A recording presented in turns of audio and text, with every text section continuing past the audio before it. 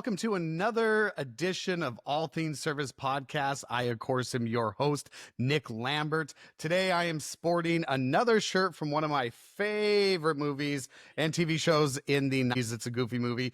I actually wear this out in public and I get commented on it all the time. So that's my fun shirt that I'm wearing today. So anyways, we are filming today on a Friday, so I'm excited. The weather's beautiful. It's a nice weekend, and I've got an awesome guest today. I'm going to be interviewing somebody that I've known for quite a few years.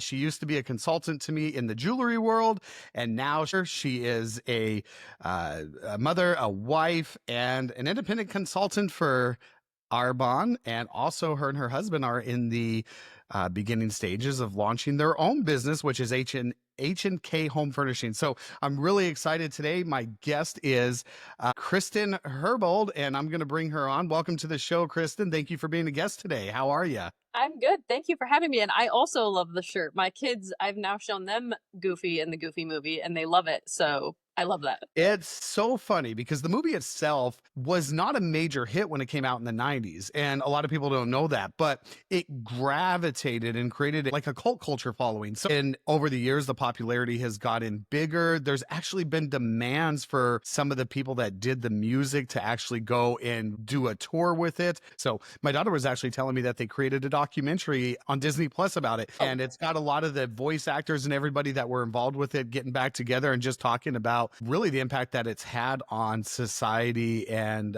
culture in general. So I love the movie. My kids love the movie. And now I feel like I need to go and watch it. I'm going to go watch that documentary. Yeah, exactly. Well, I know it's on our to-do list. It's on our to-watch list. So, excellent. Well, thank you again for being a part of this show. I want to, first of all, talk about you and your health and wellness. The whole time I've known you, you're an avid workout person. You love to work out. I always see you posting pictures in the gym, videos of yourself in the gym. And it inspires me because it makes me feel like I need to get my butt in gear and get back to the gym and start doing stuff too. Years ago, and we're talking a decade ago, I got really big into bodybuilding and putting on lots of weight and bulking up. And as I did that, my joints started to hurt. I started to hurt. So I actually shed about 50 pounds, gained a little bit of it back, but I focus more on repetition instead of the heavy weights. But it's inspiring to see when I watch you on social media and I see you in a gym doing your thing. Was that something that you've had since you were younger, or when did you develop the love for health and fitness? So I would say kind of when I was younger, like I grew up always being outside. I loved that I got to be part of the generation where it was like you get home from school, you change in your play clothes and you go outside and play. So like just always being active outside. And I was always in sports ever since I was little, all the way through high school. And then honestly, when I got into college, I mean, I did a couple intramural things. I didn't take any golf scholarships that I was offered because I decided to just do college.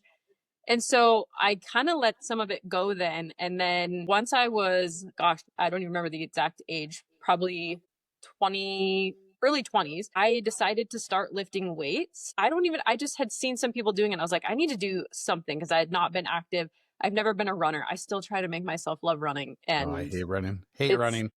I'll do sprints. I don't mind doing sprints sometimes, but people are like, you just got to keep doing it. You'll love it. I'm like, I just can't. So I got into that, and that got me into bodybuilding, which I did for about 6 or 7 years, which actually ended up being the gym is how I met my husband. So it's continued to be important. Wow. But so yeah, I did competitive bodybuilding for about 7 years, and that really like lit a fire for it to be a true passion and like taking care of myself and seeing like the longevity of it. And then I also at the end of that really got burnt out on it.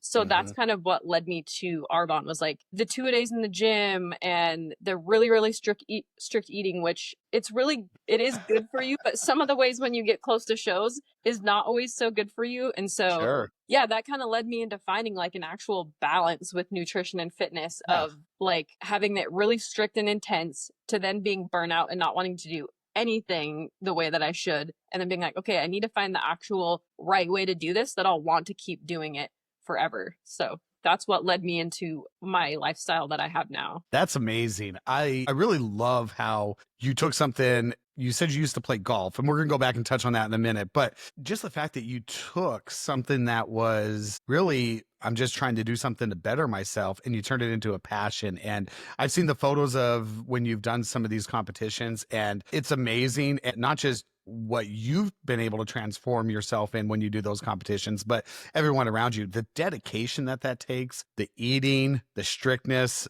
Kudos to you, because I can't do it. I love food. I love to eat, and of course, everything. It's all about you can still enjoy the foods that you want, but it's all in portion sizes and portion control and Mhm. making sure that you're not overindulging. So Yes, and I exactly.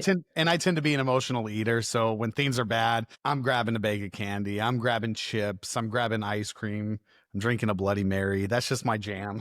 But you know what? Food is like one of the best things to enjoy. So you have to have that balance with it, which is like what I've found now and what I help other people with. But you've also, I was going to say when you were talking about this earlier, like your own journey of all of this has been awesome. Like seeing, for one, the food you guys make always looks so good. But you've had such an awesome journey, like with your health, and it's been really cool to watch. Yeah, and I'm still on a journey. This journey it's never ending. Mhm. And I'm in the middle of actually developing a lifestyle brand. I do a lot of consulting right now for business owners. I want to really put an emphasis on faith with it, do consulting, and challenge people to be better in their lives and be better with just relationships, eating, just all the things. And I love to cook. I love to cook. It was therapeutic for me. And I think that we'll have a conversation about that later in this podcast, because I think that what I found to be therapeutic was based off of a loss. And I know that you had a loss in your own life, but I want to go back to golf. You played high school golf, Yes. right? Yep. Okay. I've played since I was like probably about 5 Where did you go to high school? in Colstrip in Montana. Colstrip. Yep. Wow. Okay. Yes. Yep. I actually have some friends that still live in Colstrip and work Okay. out there. So golf in Colstrip, I've golfed that. I'm not a good golfer. I'm not. I was bragging one time. I was like, yeah, I went out to Colstrip and I shot some holes with my friend, and my the guy I was talking to, a good friend of mine, his name's Bryce, and Bryce is like, oh, that's great, and he's an avid golfer. He's like, so what did you shoot? And I said, I think it was like an 81. He's like, well, Nick, that's not bad for for not playing that much. And I said, Bryce, that was 9 holes. That was not 18.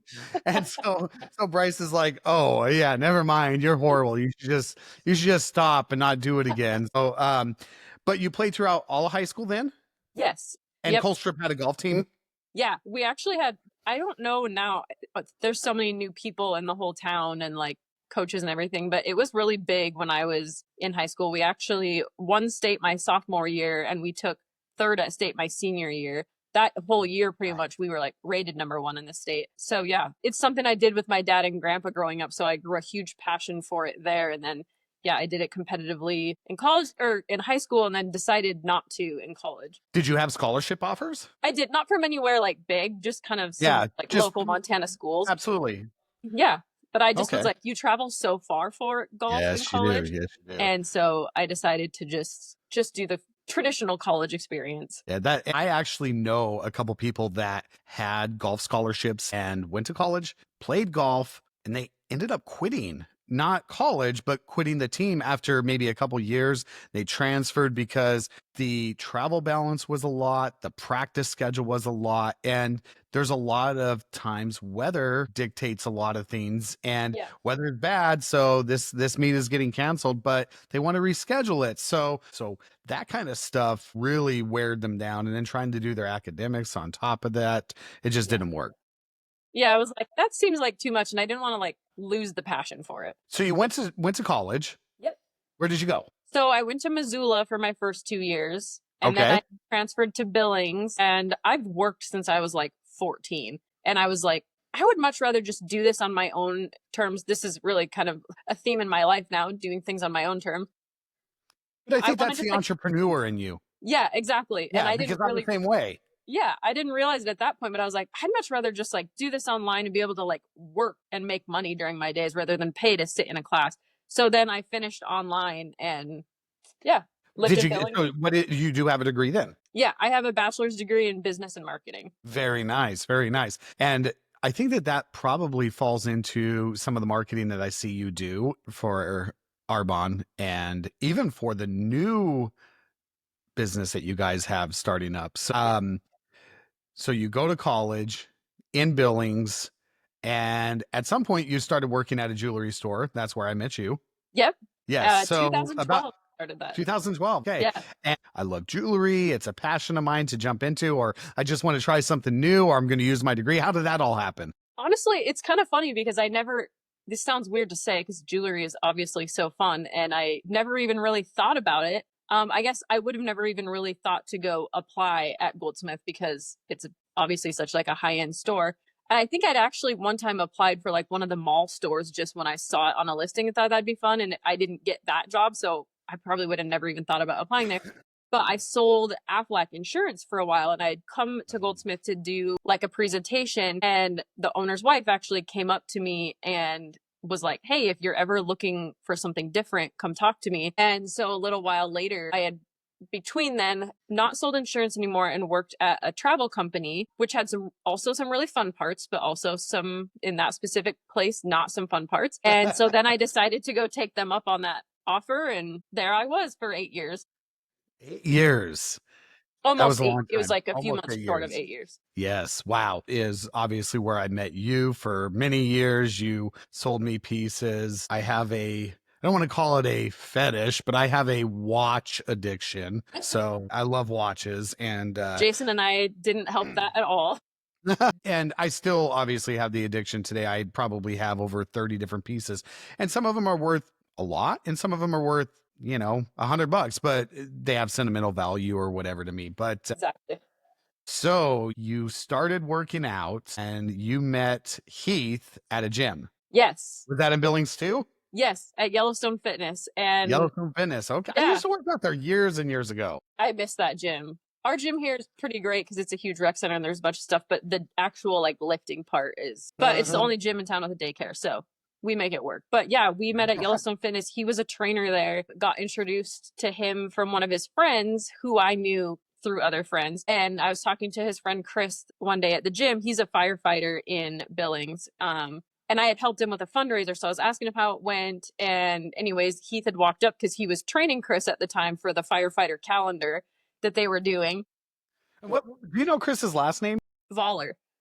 I know Chris. Yeah. I know Chris. Yeah, our company used to head the putting on of the BPD versus the BFD softball, and so I worked side by side with Chris for many years. The Okay. guy is his work ethic is I don't.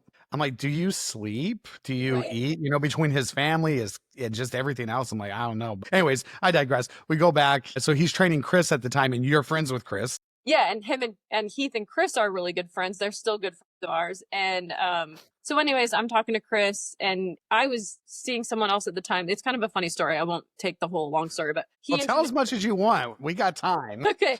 So I'm talking to Chris about this. He introduces me to Heath. I really didn't even like give him a second look because I was seeing someone else and just was like, oh hey, nice to meet you.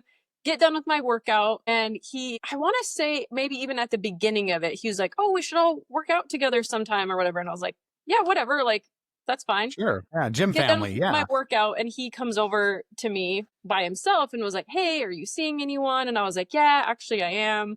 And he was like, oh, I was just wondering because my friend Heath, which I found out later, Heath had no idea he was going to do that. And so I was like, of course, thinking the one at the time was totally going to work out. And I was like, oh, yeah, no, sorry. And anyways, Heath ended up adding me on Facebook because he had no idea that I was seeing someone because he didn't even know Chris did that. And asked me to go on a ride on his Harley up to Red Lodge for like the last ride of the season because this was like early October or something. And I was like, oh, no, sorry. Like, I'm seeing someone. He ended up, this is funny because this is so Heath, looking up who I was dating and was like, I called dibs because I just knew I was better than that guy. And he was like, I just need to. That is awesome. He's like, I knew I was going to have to do like whatever I needed to like break you guys up, which ended up, he didn't even have to worry about that. It happened on its own, but it was funny and really cool because I didn't really remember exactly what our conversation was in the gym that day, but all of a sudden one day I'm working at Goldsmith. And at the time it was back when I worked in the shop doing like all the logistical stuff and quality control stuff. They were so busy. The jeweler came back and was like, hey, they need your help out there because it's super busy. I go out there and Heath just so happened to be the person that needed help. And I was like, So hi. happened. Well, yeah. Did And he I know mean, it you worked actually there? was like, it was coincidence because none of them knew him. Like, he didn't know to ask for him Okay. because he tried to play Okay. it off as that he didn't remember or know that I worked there. And so he's like, "Oh, hey." I'm like, "Hey, how are you?" Getting a gift for his sister for his birthday or for her birthday. And it just so happened, this is so weird. And now I look back and I'm like, this is totally a God thing. Like maybe an hour or two before he came in that day, I had broken up with this other guy. And then Heath The walked in. same day. Yeah. And then Wow. Heath That walked is into a the God store. thing. Yeah. And so ended up, I had to text him because he was working up here in North Dakota at the time, ever since we met. And I had to text him about some delivery stuff for his sister's gift. And I was like, hey, if Chris is off this weekend, do you guys want to, I'm off work tomorrow. Do you guys want to go work out? And he's like, oh, well, he's back in South Dakota with family. But you, like, if you want to meet, I'll put you through a shoulder workout or whatever. And I'm like, okay, whatever. Cause like, didn't have to worry about a boyfriend now. And I was like, And he's a personal trainer and he's going to run you through one of his programs, probably not charge you. yeah, exactly. So I'm like, perfect. Which It's a by then, like, win-win. I kind of knew enough of what to do on my own, obviously, because I'd had coaches for years, but I was like, yeah, let's do it. So, anyways, we go work out the next day, and I kind of assumed that he figured if I was coming to work out with him by myself, like I wasn't seeing anyone anymore. But then he's like, oh, do you want to go for a ride tonight? So we go ride on his Harley. We ride all around Billings, and then he decides to be like, hey, are you still seeing anyone? And I'm like, dude, do you think that I would have rode around on your bike all night with you if I was seeing someone? And if I did do that and I was seeing someone, I don't think that you would want to date me anymore. Yeah, exactly. Yeah, I'm not that type of person. So, Yeah. So he was like, well, I just wanted to see how hard I was going to have to work to break you guys up. So he was like very pursuant of me, which was very flattering. And then we've been pretty much inseparable ever since. wow. And you've been married for 7.5. 7 years? Yeah. This year will be 8 years. 8 years. Yeah. Wow. And you said that Heath at the time, was he living in Billings and traveling back and forth for work? Yep. He was, yep, going back and forth a week on, week off up here. Okay. And so does he work in the oil fields or work with oil companies up there? Yep. At the time, he worked for a company that was like a logistics company. They loaded oil into trains from like the pipeline and stuff Oh my and goodness. shipped it. So he loaded trains and then he was a conductor driving trains for a little while. Now he works on the natural gas side. Okay. Wow. Yeah. Complete shift in energy there. Yeah, so they do still work directly with the oil field. They do like flare capturing and they have these units, forgetting the name of them right now, but they lower the PSI of natural gas and they'll power like generators and boilers and water heaters and stuff for well sites and different things. Oh, wow. Yeah. Wow. Yeah, so That's really interesting stuff. I've become a little more fascinated with it upon moving down to Texas. You know, I live in Montana and everybody loves to watch Yellowstone and I don't watch Yellowstone. I can't stand it because yeah. it's not geographically correct. You know, they're talking about going to the big jail in Red Lodge. Red Lodge doesn't have a big jail. I don't even know if Red Lodge has a jail. And then, you know, they're talking about how they took a drive to Hardin. They're showing Hardin. I'm like, that is not Hardin. That is not So hard. for me, being I love history, I love geographical stuff. It's not accurate. So I'm like, I just can't get into it. But moved down here to Texas and Landman is all the rage. And so, of course, it's the same producer, same writer from Yellowstone.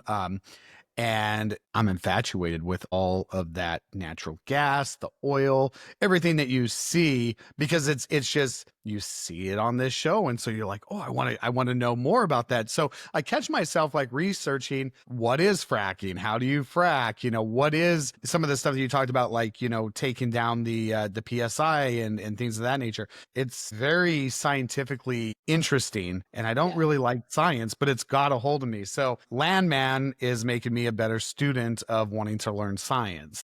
I like it. I haven't watched that either. I've seen posts about it go around up here. The oil field is it's a crazy world. Like there's so many moving parts to it and like it's wild. But I've seen people, of course, with any sort of like show, kind of like with Yellowstone. My friends there grew up on ranches and I spent a lot of time on a ranch growing up on my grandparents' ranch.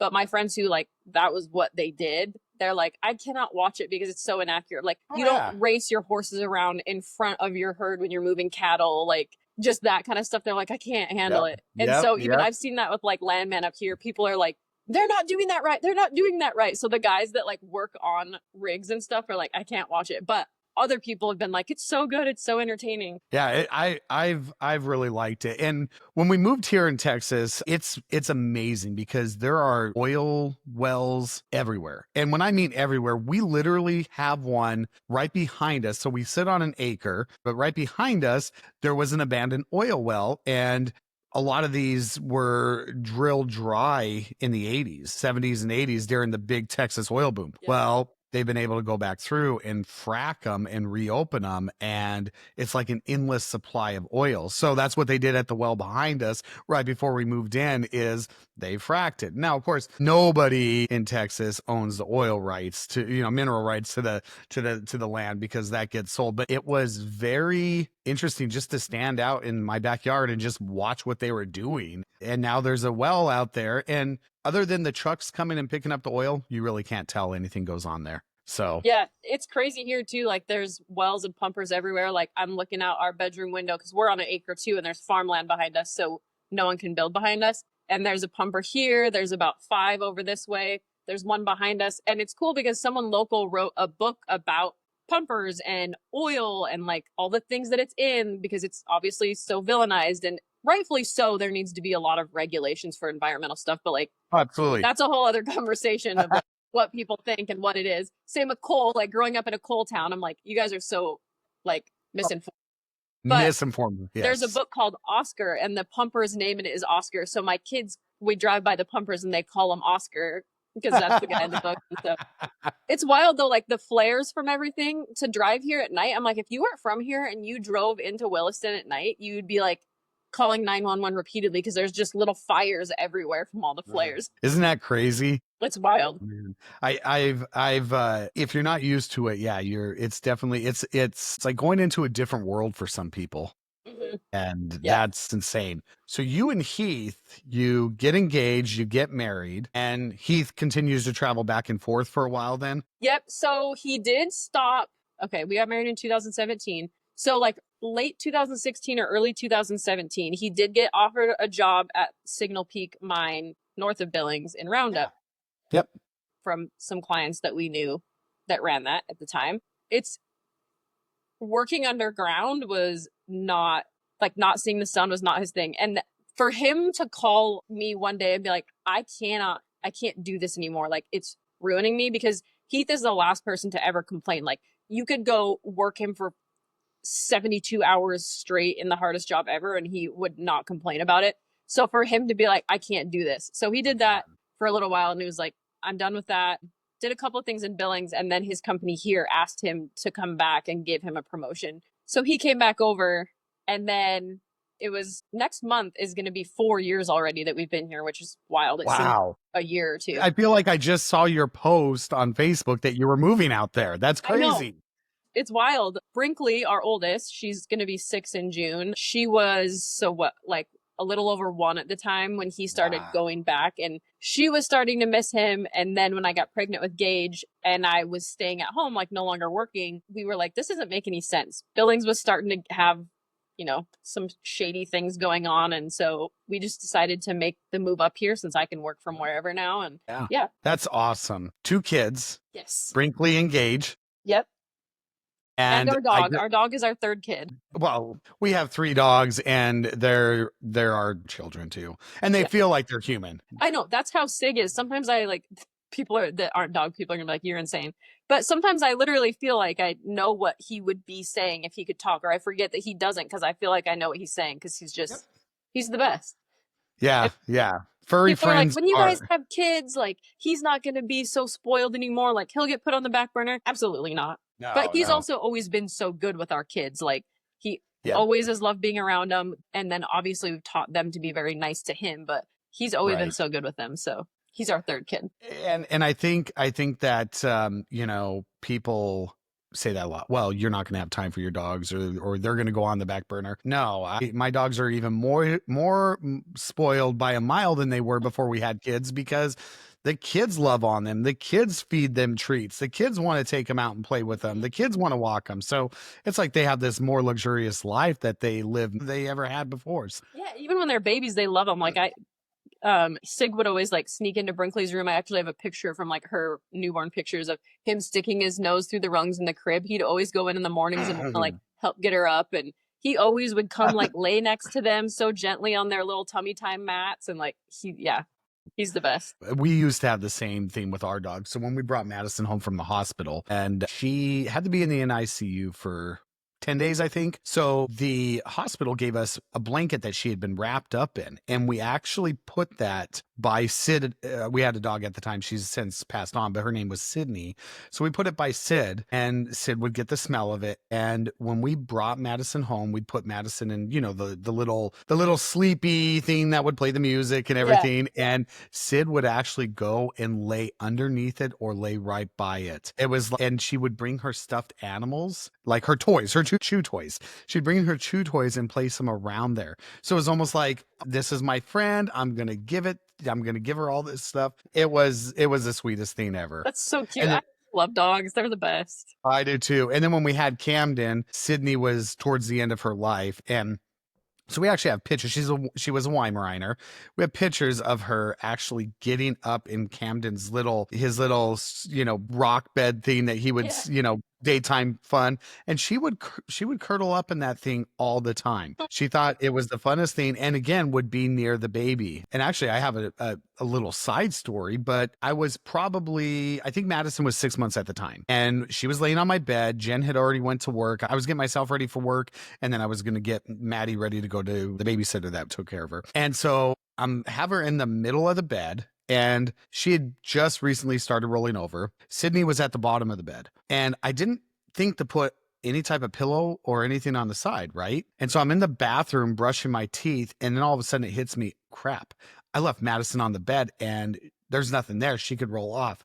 I go in, Madison's as close to the edge as you could possibly get. And Sydney is laying just right next to her, barely staying on the edge, keeping her from rolling off. So she noticed that Madison was going to roll off. And of course, this is before we had cell phones that took had cameras on them, right? So It wasn't like you grabbed a cell phone and took a picture. But I remember afterwards, I called my wife and I was like, you wouldn't believe it. Sydney was at the far corner of the bed at the bottom. She saw Maddie rolling, came up and kept her from falling off.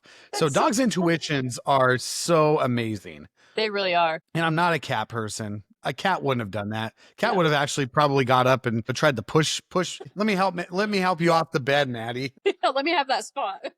Yeah, that's my spot. So let's talk about Arbonne. That came into play. First of all, tell me a little bit about what you do with Arbonne, when you started doing it, how it came into play, and why you're so passionate about it. Okay, so I know that there's like 30 questions I just threw at you, but and there's so much, I have so many answers to it because I just love it. So I started it actually next week. What is today? The 12th? The 15th will be 5 years since I started it. And that's also crazy because it also seems like it's only been like 2 years.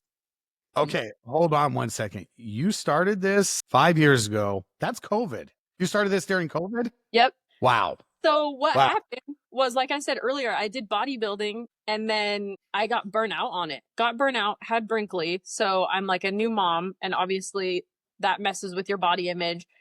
I didn't care for a while. I just was more focused on like being a mom, and as a first time new mom, I really wasn't paying that close of attention to it. And then I couldn't take her to the gym yet. And I'm not good at doing home workouts, and that's not a good excuse because discipline over motivation. But like I just didn't get into working out, and I couldn't take her to the gym till she was like 6 months, which by then was like almost COVID time. So I was like super burnout, and I was tired, mom life, and all of a sudden there was a photographer in town who was doing, when COVID started, the porch pictures where they'd come take like the social distance pictures. And I got them back and I loved them. But then I also looked at myself and I was like, what happened? Like at this point it was, Brinkley was probably like 9 months old. And so I think part of my brain had also just assumed like I would definitely bounce back, because I kind of did at first. And then I think I just was like, oh, I'm good. And I just kind of ate what I wanted and did whatever wasn't working out. And I looked at those pictures and I was like, I got to get it together. And I kind of joke with Heath that he was supposed to tell me, because some people think this is like super vain of us, but like we met in the gym. Like he trained me for my last bodybuilding show. We made a commitment to each other that we would always make sure each other stayed like in shape, healthy, because we knew it's something that's important to us. And I'm like, Right. you didn't say anything to me. And he's like, okay, I feel like that's an asterisk to like what we said because like you just had Brinkley. I'm like, but you should have said something nicely. He's like, okay, but also like postpartum hormones. He was like, I just wanted to like leave that one alone. So, Yeah, you're not, I mean, a good husband's going to support and say, "Yes, babe, you look beautiful." and You he know, did. I mean, He's the yeah, best. he was doing what any good husband would do. Yes, and I'm thankful for that. And so I looked at those pictures and I was like, that was like my I don't even say last straw, like it was like the first and last straw, like hit me in the face with I gotta make a change because I also just didn't feel good. And at the time had no idea what actually getting truly healthy would do also for those hormones and moods and energy. And I had a supplement sponsor from when I did bodybuilding, but I couldn't use their stuff while I was nursing Brinkley. And so I'm like, what am I Mm. supposed to do that I like products that I can use while I'm nursing? And I kept seeing some other people that I'd followed on social media from another company I was with very part time for a few years switch over to Arbonne. And I'm just like, what is this thing? Like, I'd heard of it because it's been around for 45 years. And it was like, I swear I'd seen like my mom's friends do that back in the day or something. But all of a sudden there's like this wave of like influencers and young people doing it. And I'm like, okay, I got to look into this. So I ended up starting the 30 days to healthy living because I looked into it and I'm like, okay, this seems like I didn't want to go back to the extremes of bodybuilding. I needed to find something that worked as being a busy new mom and like something that was easy. So Yes. I did that and I was like, you know what? And if I like it, maybe I'll just like, I still had people who wanted me to help them in the gym and stuff from when I did bodybuilding. So I was like, then I could maybe like share kind of like I did here and there with my sponsor supplements. I got like 5 days into doing it and was like, I'm not going to shut up about this. Like within 5 days, my clothes were loose. My energy was better. Like I felt better. And I just was like, it opened a whole new world for me. And I thought I knew like everything about health when I did bodybuilding. So I'm like, I knew how to lift. And I obviously like, I knew the basis for a lot of stuff, but no one once ever mentioned gut health to me when I did bodybuilding.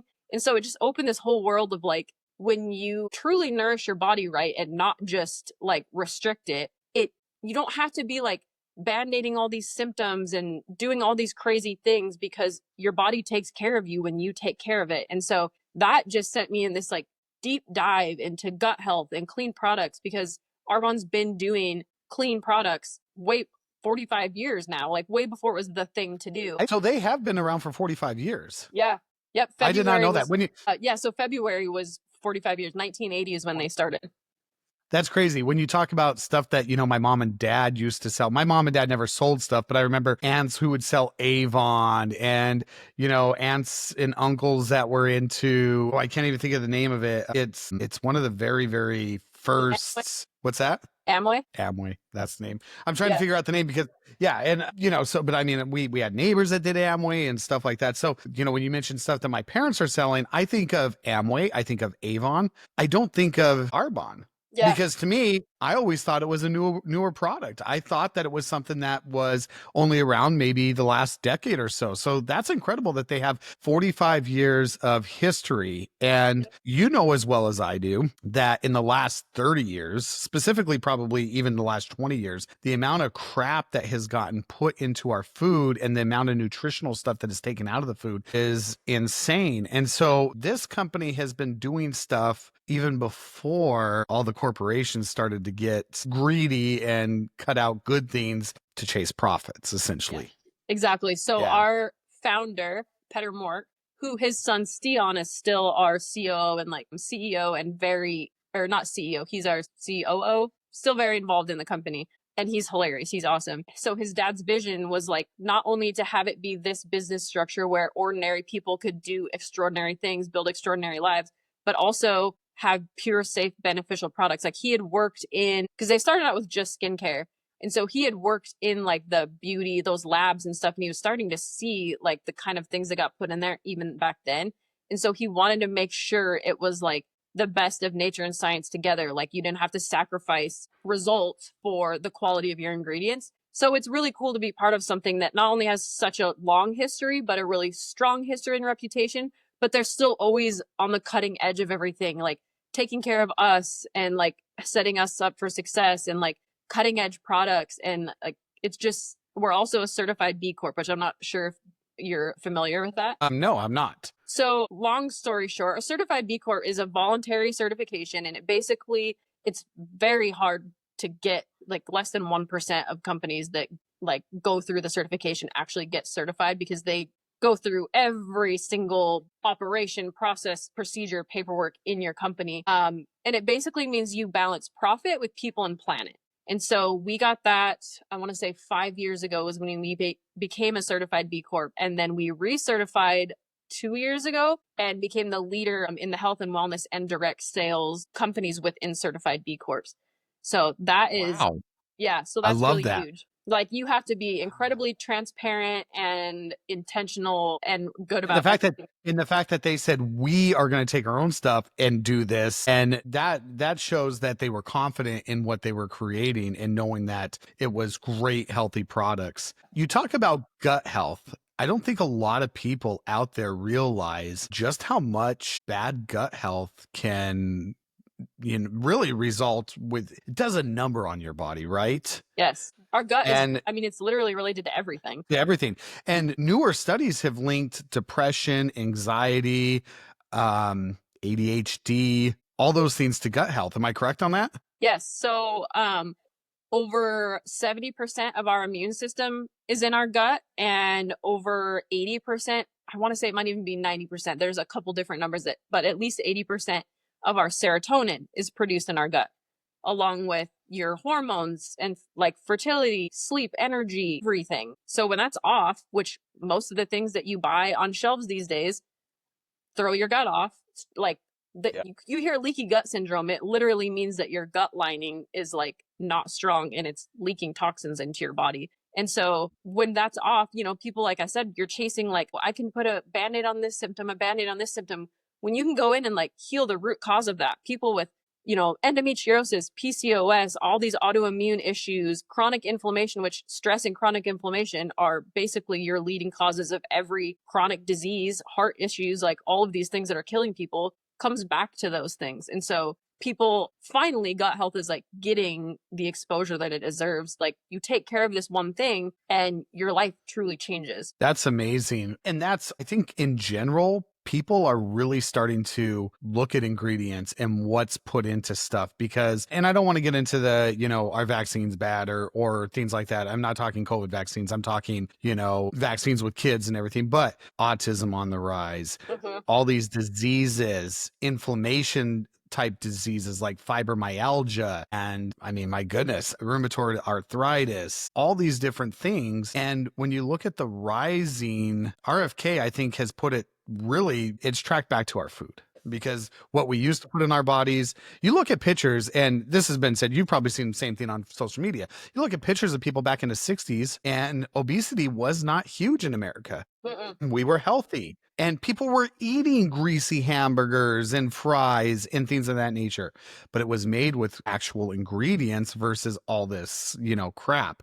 So McDonald's for fries with potatoes and beef tallow. exactly. And now, I mean, there's like 50 ingredients in it, right? Yeah, it's insane. So you also have seen rises in, for people out there that may not know, what does one do? What can somebody do to start trying to get a better gut health? What are your recommendations for trying to improve gut health? So even taking products out of it, like obviously I absolutely love the products I use because it's almost impossible for 95% of people to get everything you need only through food every day. But the things to start with is honestly the things that you cut out. And this is another reason I love Arbonne is like, we're not here to we don't just hand people products and be like, good luck. We educate people. Like you get added into a group with this type of information and recipes and workouts.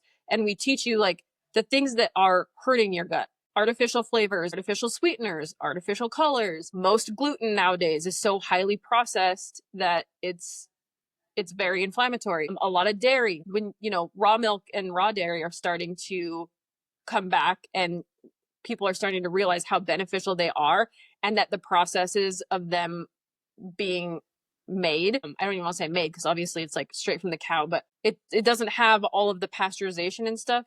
And I know some people are like, oh, because we don't want diseases, but it's done so in such a sanitary way now that like they're not harmful, and it has so many nutrients. But your traditional dairy at the store now has not near as many nutrients. It's very inflammatory. It doesn't sit well with a lot of people. So cutting out your dairy, gluten, soy, which is in like everything, the artificial colored flavors and sweeteners, honestly, even coffee nowadays. And I'm probably going to get like crucified for saying that, but there's so many of the As coffees. I'm drinking my coffee right now.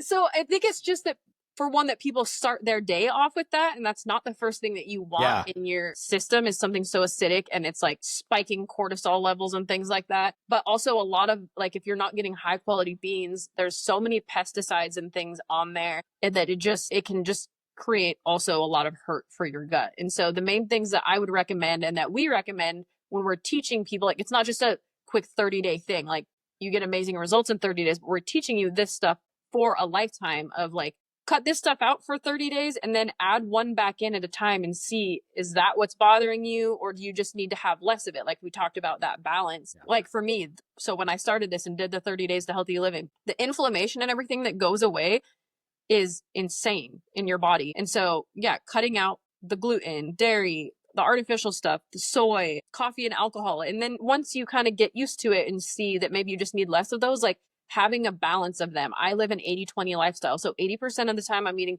whole foods or I'm getting nutrients in through my products that I use every day. And then 20% of the time I enjoy myself, because if you try to just completely, and I saw this so much in bodybuilding, you try to just cut all of that stuff out, you're just going to binge way worse. So like you have to have that balance and be able to like have a healthy relationship with food and not feel like you need to go be sprinting a mile while you're eating a cookie to like earn the cookie. That's not. Life's too short. You should enjoy that cookie, but make sure that it's not a Chips Ahoy cookie that's full of chemicals, which God, I used to love Chips Ahoy, but they don't even taste good anymore. I know that's the other thing. It's wild, the way that stuff tastes so different once you're used to like real things. But too, like, so when you're, and I tell my kids this all the time, because like, of course, like sometimes when we go grab like froyo or something, like they get a few things of candy that have artificial colors in them. But I'm like, if we eat things that are good for our body and taste good most of the time, our body can get rid of those things that we eat some of the time. Like I tell them, I'd never like, I always want to create a healthy relationship with food with them, but I want them to understand like the importance of the good food. So I'm like, there's food that's good for you and tastes good, and there's food that's like good for your soul but not so good for your health, and it's okay to have that stuff sometimes. It's okay to have that too. Yeah. And so sometimes, but if you're having that every single day, that's where it becomes a problem. Yeah, that's why I tell them, like, but if we eat this stuff all the time, we're not going to feel good. You're not going to be able to go out and run and play because you're not going to feel good. You're going to be sick all the time. And like, it works. My kids, bloated, thank God, have like rarely been sick at all. When they are, it goes very quickly. And I know that that's because of this. And so it's cool for me to look back and see, and this is part of my faith thing that I know we'll talk about, but even just the Arbonne part, that he put me where I thought I was just like starting this little health thing for me that has turned not only into a whole business that's changed our life in so many other ways, but sent me on this deep dive into gut health and clean products and changed the way that I would have been taking care of my kids and feeding my kids. Obviously, I knew from doing bodybuilding and stuff not to just do junk all the time, but I would have been probably not until now when people are talking about artificial colors, I probably would have never started to like look into that stuff, or what we put on our body, like lotions, soaps, all of that. That throws off our whole system too. It's amazing. It's amazing. And when we put all of those different products on, showering, eating, brushing teeth, all that stuff, it ends up essentially overloading our body with toxins. Mm-hmm. Yeah, people don't realize, like, when you put on lotion, perfume, makeup, it takes less than 30 seconds for that to soak into your bloodstream. And so people are wondering why, like, people's hormone levels are off, men's average testosterone levels are way down, fertility is getting to be such a struggle for people. It's like, that is a huge part of it, especially for women with like constant lotions, makeups, perfumes, all of these things. It's an endocrine disruptor, incredibly harmful to our health, our gut, our hormones, all of it. And so be able to have stuff that you can share with, that I get to share with people that doesn't have that, is awesome to me. And Arbonne has skincare products as well as internal products for you to take too. Yeah, there's almost 500 products. So skincare is what got them Oh my started. So goodness. skincare, nutrition, hair care, makeup, bath and body. So like deodorant, toothpaste, lotions, bath washes, chapsticks, like all of those things that people normally use, but it's versions without all the junk in them. And like we have such stringent testing and ingredient policies to make sure for heavy like herbicides, pesticides, heavy metals, like all of it is tested during sourcing of ingredients, during manufacturing and after manufacturing, every single batch. And so they are incredibly strict and intentional about what goes in our products, Rachel what on it. doesn't, and it's amazing. That's great. I love that. Total transparency. And you don't see that from a lot of corporations anymore. No, and that's part of like when you see certified. So if you look at the back of a lot of labels of companies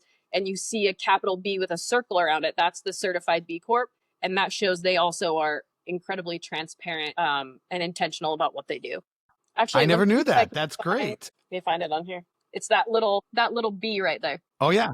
Right there, So right there. Yep. yep. I actually have quite a few things in my pantry that actually have that on. So, Yeah, that's um, yes, there's some food. One of the things I love about being in Texas is I am closer to a Whole Foods, and not that Whole Foods is all, but we have Whole Foods. And when you have a bunch of Whole Foods, it causes the other grocery stores around to also carry other things that you may not find in smaller towns. So yeah. you go into like an Albertsons here or an HEB here, and they have total organic sections. And I'm not just talking a little bit of organic fruit, but they actually have spin-off stores of theirs that are very close to what you would see in like a Whole Foods, where ingredients are sourced. And so yeah, you do pay a little bit more for that, but there's a very specific HEB we like going to because the produce there is, I mean, it's like walking into a produce place from the 80s. And it's amazing just how beautiful the produce looks, how delicious it tastes. I love that about Go the ahead. grocery stores down there. That's huge. Luckily, some of ours, like even Walmart here, is starting to get like clean versions of things. Like we do a lot of the Simple Mills crackers, Siete chips, like the brands that have that clean stuff. Yes. And that's a thing too, like talking about Yes. where would people start? So many people are like, well, I'm not willing to give this up or I'm not willing to give this up. And I'll say there's so many good swaps for everything. And I will say not everything in the gluten-free section is great because some of it has to be so highly processed to be gluten-free Yep. that if you're not actually Yep. celiac, some of that I'd stay away from. But like Siete, Simple Mills, they're all like such simple, clean ingredients, jovial brown rice pasta. Like my kids love it. Like they have no idea that it's not regular pasta. Oh, it's so good. It's so Yeah, good. there's so many good things that you can do. And so that would be my main things to tell people is like get rid of those things, do the clean swaps and, focus on water intake, focus on protein intake. Like a lot of people are like, well, I got to count my calories or count my macros. And I'm not saying don't ever do that because it works for a lot of people, but a lot of people need to start off simple. Start with even one of those. Like I would say at first, cut out the artificial stuff first, flavors, sweeteners, focus on water and focus on protein intake. Get 100 grams of protein in a day because that alone is going to help cut people's cravings down. It's going to help them feel full. It's going to start to change that body composition like they want. That is going to give people the best results and then build on it from there. Yes, and you got to start somewhere. So I think you nailed it on the head earlier. You said so many people, bodybuilders and people in general, it's one extreme. I either have to cut 100% of this out I either have to cut 100% of this out or I can't have any of it. But allowing yourself to still have it or switch it up, take something and go more of an organic route or get chips that are cooked in beef tallow versus cooked in oils, Yeah. The seed oils, oils, synthetics. yeah, so bad. And that's too, a lot of people are like, okay, I just have to like, people get stuck in this like back and forth yo-yo type thing because then they're like, okay, Monday I'm going to start and I'm going to go like gung ho. And I love the mindset behind that, but that's not realistic for most people. And so with a lot of my clients, I'm like, okay, if you know that hasn't worked for you in the past, let's start out small. I'll add in like one of my things I do every day is like my greens because it's packed with so much stuff I know I'm not going to get through food, like fruits and veggies, probiotics and digestive enzymes and stuff for my gut. Like, let's add this in and you're going to start feeling better like within a couple days from it because your body's getting what it needs. And then we can, like switch your soda to something more healthy. Let's start with artificial flavors or colors, and like let's make those slow switches that you can build on once you've gotten one of them already to be a habit. Yes, absolutely. Arbonne, that would be considered a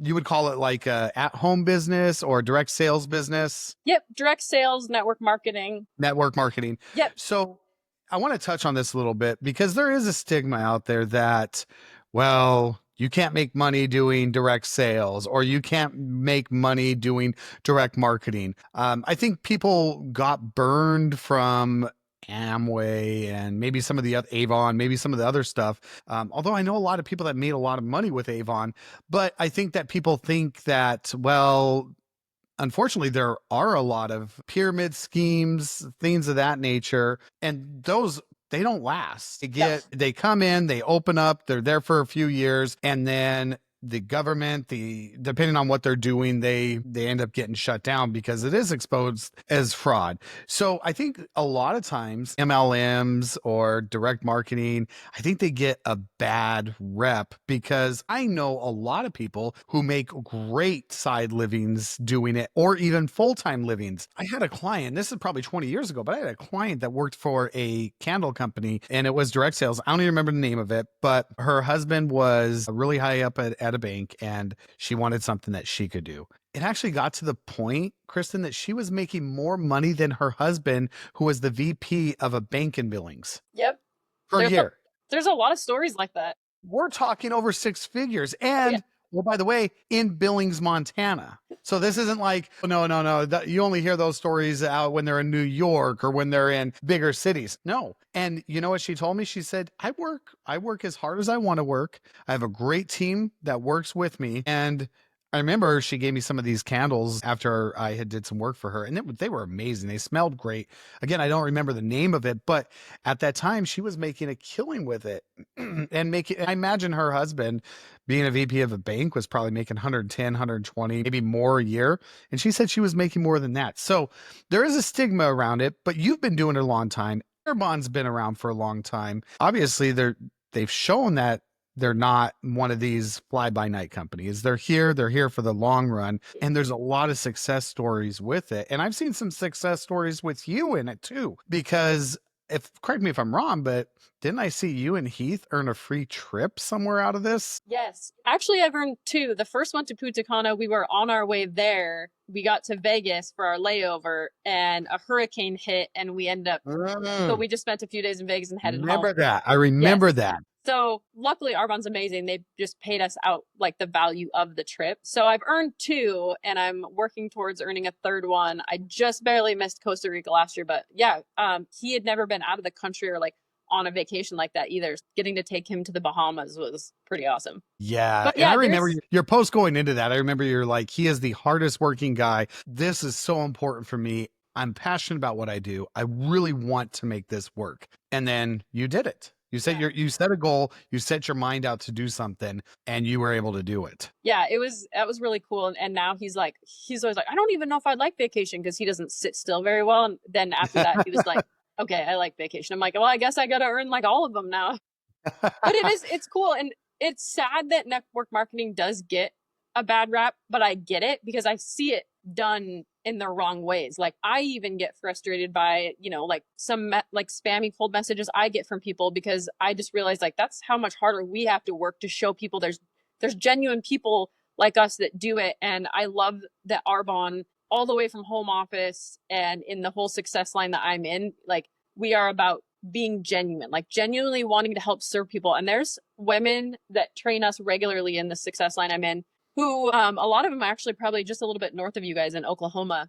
And they've been doing it for 20, 30 plus years. And these women could have quit long ago, making millions of dollars a year. But they don't quit just because they've made enough money. They keep doing it because they know that there's so many more people that they can help. And they sit and pour so much knowledge and like inspiration and belief into those of us who were so far down from them. They don't make any money off of us, but they just want to help better people and build people and change people's lives. And being part of a culture like that has changed me as a person big time. And so luckily we get to show it being done right. Like the statistics will show like, yeah, there's a lot of people who get into this and they don't make anything. But people have to keep in mind when you look at those numbers, like ours, earnings.arbonne.com, to see what's typical. My story is not typical. And there's a lot of us who our stories are not typical because the way that we work and the vision we have for ourselves and the impact we want to have on people also is not typical. But you have to keep in mind that those numbers have people who join just to get the discount as a consultant or just randomly sell here and there. And a lot of the people who have really strong opinions against this either maybe didn't look fully into the company that they joined and the way that the company does things and the comp plan, or weren't passionate about what they were doing, or they just straight up had someone tell them that they were going to join and make a bunch of money easy. And that's like, I'm never going to sit here and tell you that you can just like get a consultant ID and you're going to make $10,000 in a day. Like, it's a business. Like, if you want it to like reward you like a regular business, you have to treat it like that. Like, you can't put a side hustle effort and expect a 6-7 figure business out of it. Like, not how the world works in anything, right? And so Right. luckily, this is a place where people are very transparent. Like, if you want to make just a little bit of money, put in a little bit of effort. But if you want to make a lot and you want to build a big business and grow a lot of people to be better and impacting people, like, you have to put in that type of effort. And That's having a company that like really backs us up and has that reputation and takes such good care of you helps a lot too. We have a lot of people in Arbonne who have been with other companies in the past, or were honestly the people that, even they talk about this in trainings all the time. They're like, I used to be the person who was like bashing MLMs left and right because they've never seen it done the right way. And then they actually stopped to like get the information about Arbonne and were like, okay, this is different. Like, I don't have to keep thousands of dollars of stock on hand. I don't have to order a certain amount every month. You know, and they're like, you're just going to lose money doing that. It's $65 to start this business. And past that, it's what you want to do with it. You're never required to buy anything.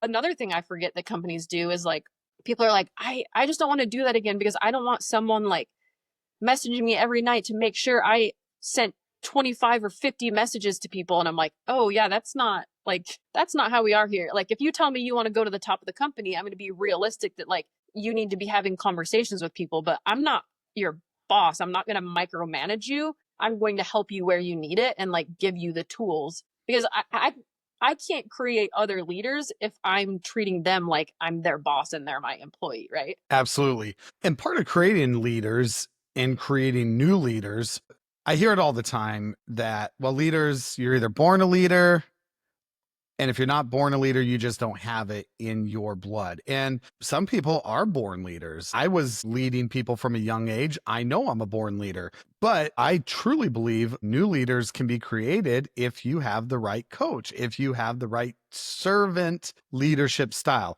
If you have an ego-driven leadership style, you're going to put yourself first and nobody else first. Mhm. And you're not going to create new leaders that way. So you're right. If you want to create new leaders, you can't micromanage them. You have to allow them the ability to learn from their mistakes, learn what works versus what doesn't work, and also grow from that and ask questions and get feedback.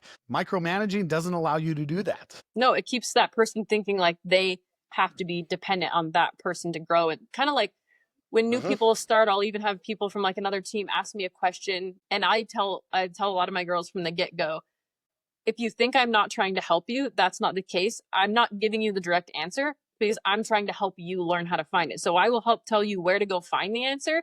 And if you've looked through there, now they know. They're like, okay, I looked in all these resources that we have and I haven't seen it. I'm like, okay, then I'm more than happy to help, because maybe I like have to talk to someone else to get the answer too. But like, I'm not just going to give you an answer. I'm going to help tell you where to find it so that you can help people that you are leading. You can help people that you're leading go do the same thing. That's the way that it should be done. Unfortunately, not everybody does it that way. But if you're really wanting to create new leaders, it's got to start with you and your style of leadership that you're employing to everybody that is working alongside with you or that is under your care. And I don't like using that is under you, because that creates a hierarchy. And I do not like hierarchy leadership. That's military style, that's government style. I'm not about that. I like saying that you're under my care. or you work alongside me. So the girls that are under your care, the ones that you are nurturing and that you are guiding, you have to teach. Yeah. If you don't teach and you don't coach them, then they're never going to grow. And guess what? If they come to you for every time there's a problem, every time they need something and they come to you and they know you're going to give them the answers, they don't invest in themselves. They don't try to learn. They don't try to grow. And Yeah. that's really important because if you want to get yourself better, what do? You practice something, right? Yep. You get Practice, uncomfortable. create, you get uncomfortable. And that you got to get out of your comfort zone if you want to grow. Your growing never happens in your comfort zone. Hmm. You We want to talk about grow. that a ton.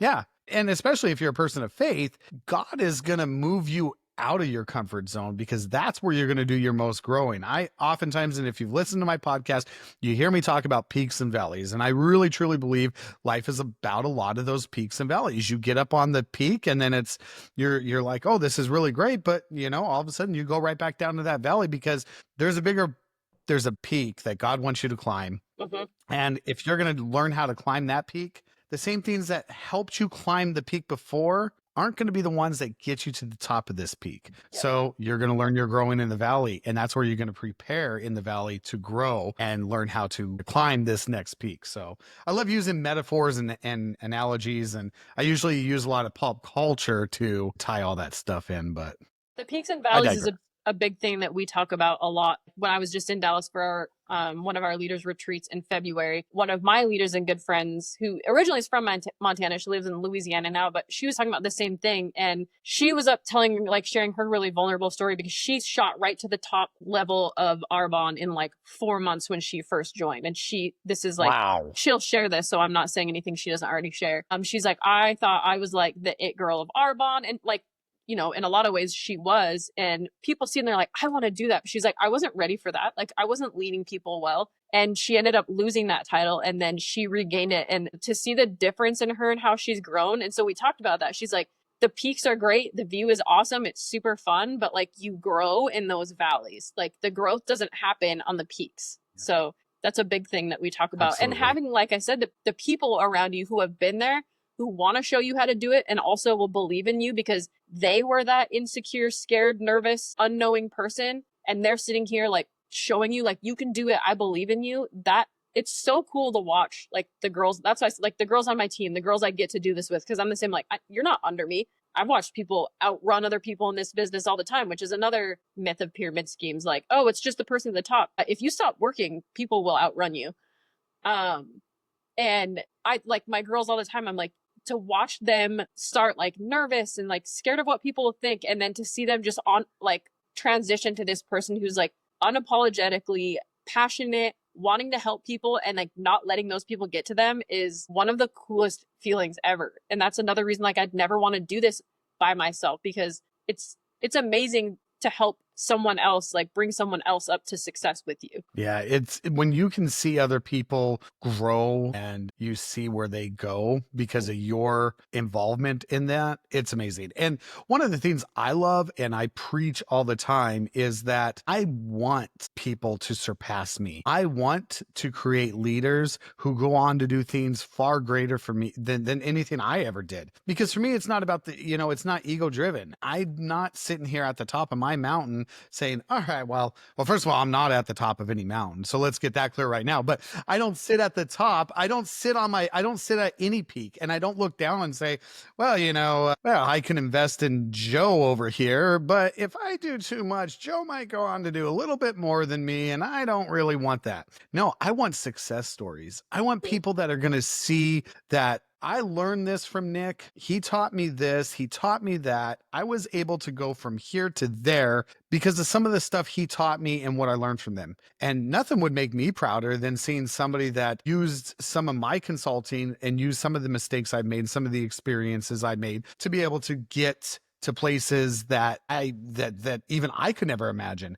I think that that's missing a lot in today's society because it's all about, well, what can you do for me? How can you make me better? How can you make me look better? I think the way that you look the best is in how you serve others. And so And for that, me, that's very, very important. That's very important. And when you have a team, it's about serving them because if yeah. your team's going to grow, they're going to grow the fastest if you are serving them. Yeah, and if you're, I think one of the things too is like in what I do, like it's an efforts based business. Like it doesn't matter who you know, you don't get promoted because of who you know, who you're friends with. And I know that's a thing in a lot of places. And I feel like maybe why that's a lot of people are egotistical leaders, because deep down it's like their insecurities.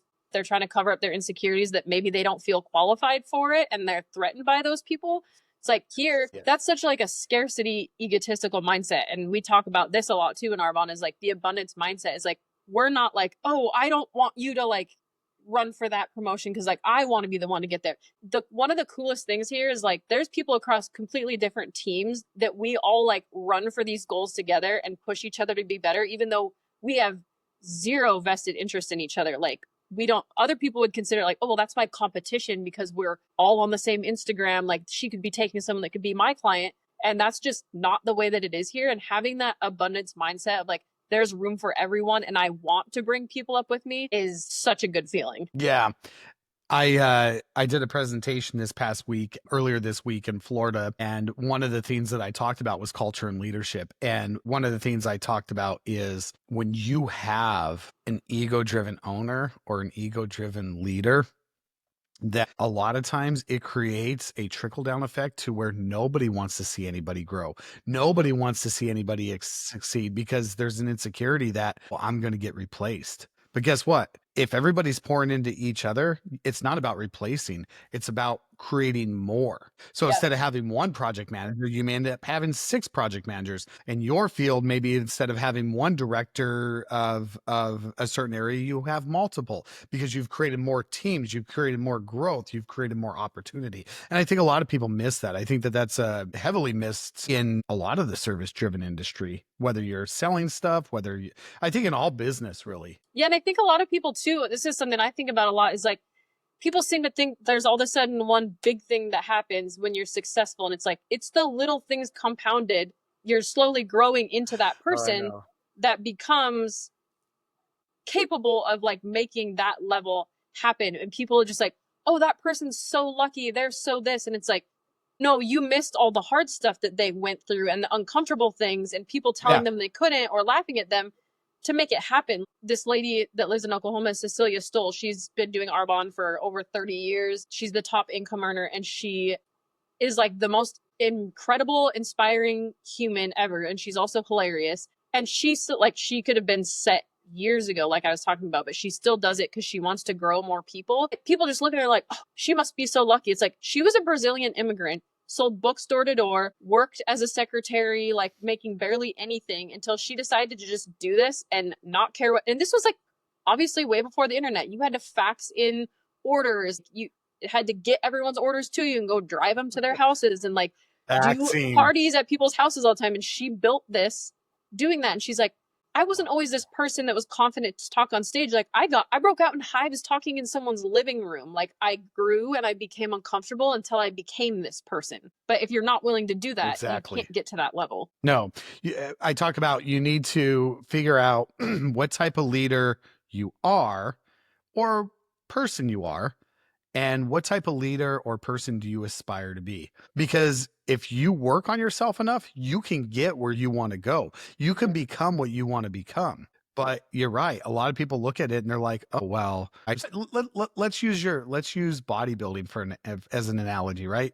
People look at you and they see these pictures, and you're looking phenomenal. You got muscle tone. You're looking good.